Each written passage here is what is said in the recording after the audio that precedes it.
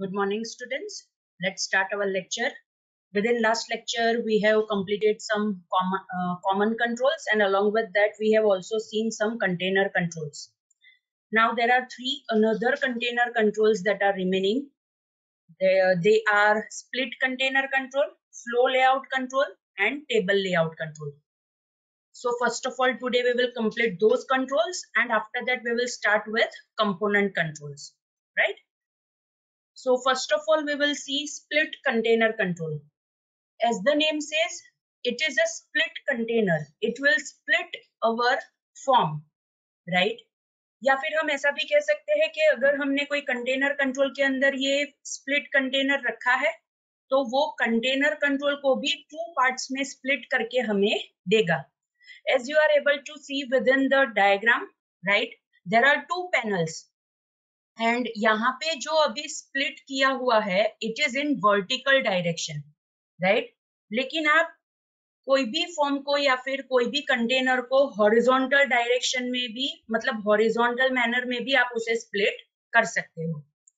In short, अगर आपको अपने कंटेनर को, फिर वो फॉर्म हो या फिर कोई और कंटेनर कंट्रोल हो, उसे अगर आपको टू पार्ट्स में स्प्लिट करना है, बिकॉज आपको उस हिसाब से फंक्शनैलिटी करनी है.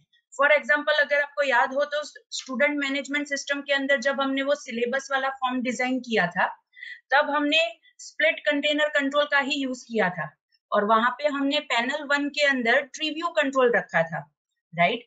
एंड वो पर्टिकुलर ट्रीव्यू कंट्रोल में स्टूडेंट जो भी सिलेबस मतलब सेमेस्टर सिलेक्ट करेगा उसके हिसाब से पैनल 2 के अंदर रिच टेक्स्ट बॉक्स कंट्रोल रखने के बाद हमने वो पर्टिकुलर सेमेस्टर का सिलेबस पैनल 2 के रिच टेक्स्ट बॉक्स कंट्रोल के अंदर डिस्प्ले किया था.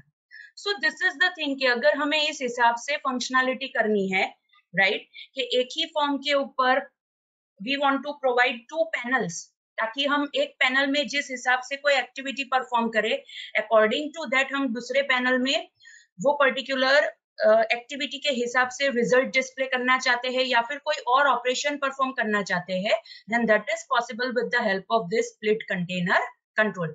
मीन्स वो तो सिर्फ ऑब्वियसली वो तो सिर्फ हमें लेआउट ऐसा बना के देगा, राइट, कि जहां पे हम हमारे कंटेनर को टू पार्ट्स के अंदर डिवाइड कर सकते हैं. And both the parts are resizable panels. आप इसकी साइज इंक्रीज डिक्रीज कर सकते हो. जैसे आप यहाँ पे देख सकते हो, यहाँ पे पैनल 1 है and this is panel 2, and वो दोनों के बीच में, राइट, यहाँ पे थोड़ी बहुत स्पेस आपको दिखाई दे रही है. सो जब भी आप अपना माउस पॉइंटर ये टू पैनल्स के बीच में जो स्पेस है वहां पे ले जाओगे, then it will become two sided arrow, या फिर आप ऐसा भी कह सकते हो टू हेडेड एरो. बिकॉज अगर टू हेडेड एरो का मीनिंग ये होता है कि हम वो पर्टिकुलर चीज को मूव कर सकते हैं, राइट. सो अगर हम यहाँ पे कर्सर लाने के बाद, that is between this two panels, right, two headed arrow आ जाता है, तो उसके बाद अगर हम इस हिसाब से लेफ्ट हैंड साइड पे मूव करेंगे तो पैनल 1 डिक्रीज होगी एंड पैनल 2 की साइज इंक्रीज होगी. लेकिन अगर हम वही कर्सर को राइट हैंड साइड के ऊपर मूव करेंगे तो पैनल 1 की साइज इंक्रीज होगी एंड पैनल 2 की साइज डिक्रीज होगी. In short, we can resize the panels within this split container control, and obviously it depends on our functionality and it depends on the operation that we want to perform on this particular form, right. उस हिसाब से हम ये panel की size यहाँ पे display कर सकते हैं या फिर एडजस्ट कर सकते हैं. तो अभी ये वर्टिकल मैनर में डिवाइड किया है उसने फॉर्म को, अगर आपको हॉरिजॉन्टल मैनर में डिवाइड करना है तो वो भी हम कर सकते हैं, and that too we have done. अगर आपको याद हो तो हमने जब वो मॉड्यूल वाली एप्लीकेशन बनाई थी, राइट, तब हमने फॉर्म को हॉरिजॉन्टल मैनर में डिवाइड किया था. So panel 1 was at the upper side of the form and panel 2 was at the lower side of the form, right. वो भी हमने करके ऑलरेडी देखा है. Alright, now the properties of split container control.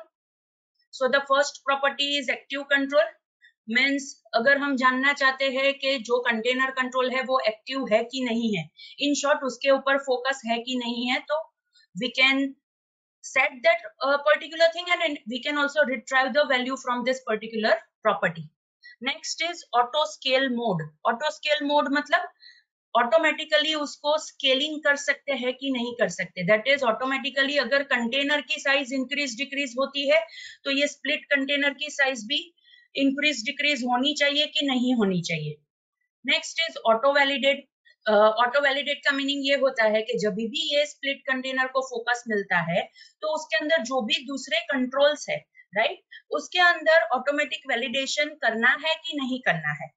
Next is orientation.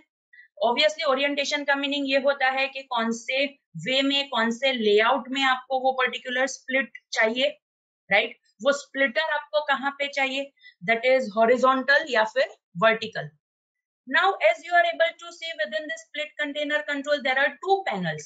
तो हम individually दोनों panels की different properties भी set कर सकते हैं, right? So for that, panel 1 is the property and panel 2 is the property. Panel 1 property के अंदर कौन से पैनल रिलेटेड यहाँ पे इंफॉर्मेशन हमें मिलेगी, जो भी लेफ्ट हैंड साइड की पैनल होगी अगर वो वर्टिकल ओरिएंटेशन में है तो, एंड टॉप पैनल होगी अगर वो हॉरिजॉन्टल ओरिएंटेशन में है तो उस हिसाब से that particular panel is known as panel 1। And अगर हमें वो उसके रिलेटेड इंफॉर्मेशन रिट्रीव करनी है, गेट करनी है, तो हम ये पैनल 1 प्रॉपर्टी का यूज कर सकते हैं। लाइकवाइज पैनल 2 प्रॉपर्टी भी है। तो पैनल 2 का मीनिंग क्या होगा, अगर वर्टिकल ओरिएंटेशन है तो राइट हैंड साइड की जो पैनल होगी वो, और अगर हॉरिजॉन्टल ओरिएंटेशन है तो बॉटम पैनल होगी वो, राइट। सो उसकी अगर हमें कोई इंफॉर्मेशन चाहिए, राइट, तो हमें यहाँ पे पैनल 2 प्रॉपर्टी से मिल सकती है। लाइकवाइज पैनल 1 की अनदर 2 प्रॉपर्टीज है, that is panel 1 collapsed and panel 1 min size. So वैसे ही पैनल 2 की भी प्रॉपर्टी है, that is panel 2 collapsed and panel 2 min size. So panel 1 collapse का मीनिंग क्या होता है कि क्या हम ये पैनल 1 को कोलैप्सेबल, दैट इज कोलैप्स और एक्सपांड, राइट, वो अगर हमें सेट करना है तो वो हम ये पैनल 1 कोलैप्स प्रॉपर्टी से सेट कर सकते हैं। अगर हम पैनल 1 कोलैप्स प्रॉपर्टी में ट्रू सेट करेंगे तो वो कोलैप्स मैनर में हमें दिखाई देगी, और अगर हम फॉल्स सेट करेंगे तो वो एक्सपांडेड मैनर में हमें दिखाई देगी। Likewise, that is also possible with panel 2 with the help of this panel 2 collapse property. Another is panel 1 mean size. Panel 1 mean size का meaning ये होता है that is the minimum distance of the splitter from the right hand side of the edge. Right? Again I repeat, minimum distance of the splitter from the right hand side of the edge. अगर right hand side में कहती हूँ तो it means कि उसका orientation vertical है, right? So what is it? आप ये यहाँ पे देख सकते हो, this is panel 1 and panel 2. So what is panel 1 mean size? It is a minimum distance, obviously in pixels, of the splitter from the right hand side of the edge, that is over here, right? ये जो splitter है, splitter means ये जो panel 1 and panel 2 के बीच में जो space है, that is known as splitter, right? So ये splitter का distance from the right hand side of the edge, right, that is panel 1 min size. So panel 2 min size क्या होगी, splitter का distance from the left hand side of the edge. So वो panel 2 min size होगी। See over here the minimum distance, right, so that is the splitter panel 1, sorry panel 1 min size and panel 2 min size. Next is splitter distance.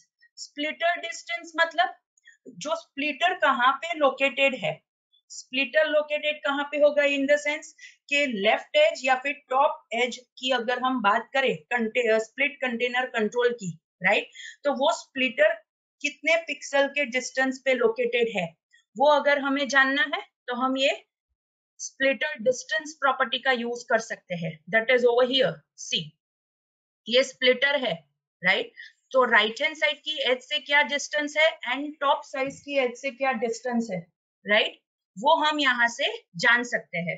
Next is splitter increment. Splitter increment का meaning क्या होता है, splitter increment का meaning ये होता है कि अगर हम स्प्लिटर को मूवमेंट देते हैं तो कितने पिक्सल पे वो इंक्रीमेंट होगा, राइट। सी ओवर हियर, अगर हम ये स्प्लिटर को मूव करते हैं, या that is on the right hand side move करते हैं या फिर लेफ्ट हैंड साइड मूव करते हैं, राइट, सो कितने इंक्रीमेंट पे इन टर्म्स ऑफ पिक्सल्स वो मूव होगा, राइट, ताकि हम ये पैनल 1 एंड पैनल 2 की साइज हम एडजस्ट कर सके. So that is splitter increment. Next is splitter rectangle. Splitter rectangle, जहां पे भी ये रेक्टेंगल वर्ड आता है इट मीन्स के वहां पे साइज एंड लोकेशन हम हर बार सेट करते हैं, राइट. सो स्प्लिट कंटेनर का जो उसके अंदर उसकी जो साइज मतलब स्प्लिटर की जो साइज एंड लोकेशन होगा relative to the split container control, वो अगर हमें रिट्रीव करना है, राइट, तो हम ये स्प्लिटर रेक्टेंगल प्रॉपर्टी से रिट्रीव कर सकते हैं. नेक्स्ट इज स्प्लिटर विथ, ये दैट इज ओवर हियर, ये पैनल 1 की जो बॉर्डर है एंड पैनल 2 की जो बॉर्डर है, राइट. अगर वो दोनों के बीच में ये जो मिडल जो पार्ट है, राइट, अगर हमें उसकी विड्थ सेट करनी है तो वो भी हम ये स्प्लिटर विड्थ से हम सेट कर सकते हैं, right. So these are the properties of split container control के जहां पे हम इंडिविजुअल पैनल की प्रॉपर्टीज तो सेट कर ही सकते हैं, बट अलोंग विद दैट हम पूरे कंट्रोल की भी हम प्रॉपर्टी सेट कर सकते हैं. बिकॉज अगर हमें कोई पर्टिकुलर पैनल की पर्टिकुलर साइज चाहिए, बिकॉज हमें उसके ऊपर जो भी उसके अंदर जो भी हमें ऑपरेशन परफॉर्म करना है वो उसी हिसाब से डिपेंडेंट रहेगा, या फिर हमें जो यूजर इंटरफेस बनाना है वो उसी हिसाब से डिपेंडेंट रहेगा, राइट. सो फॉर एग्जाम्पल अगर हम मिनिमम साइज सेट करते हैं, इसका मीनिंग क्या होता है कि मिनिमम साइज पैनल की इतनी हमेशा रहनी चाहिए, राइट. सो वो हम कैसे सेट कर पाएंगे, जैसे मैंने अभी आपको बताया that is panel 1 min size and panel 2 min size, right. Panel 1 min size का मीनिंग क्या होता है कि अगर हम ये स्प्लिटर है, राइट, उसका distance from the left hand left edge से अगर हम मेजर करेंगे इन टर्म्स ऑफ पिक्सल, तो इट मीन्स कि हम पैनल 1 की मीन साइज हम डिटरमाइन कर रहे हैं, राइट. एंड अगर मैं पैनल 2 मीन साइज यूज करती हूँ, इसका मीनिंग क्या होता है कि ये जो स्प्लिटर है उसका distance from the right hand side of the edge, right. That is the thing कि minimum size of that particular panel कितनी होगी, राइट, वो भी हम इंडिविजुअली सेट कर सकते हैं, right. So that is the important thing and we can say that is the significance of this split container control, right. Now method and default event. Methods of split container control are perform auto scale, right. अगर मुझे automatic scaling करना है, right, so मैं perform auto scale method का use करके automatic scaling कर सकती हूँ, राइट. लेकिन of both the thing that is container control also and it's children also, मतलब उसके अंदर जो हम दूसरे कंट्रोल्स रखेंगे वो भी, राइट.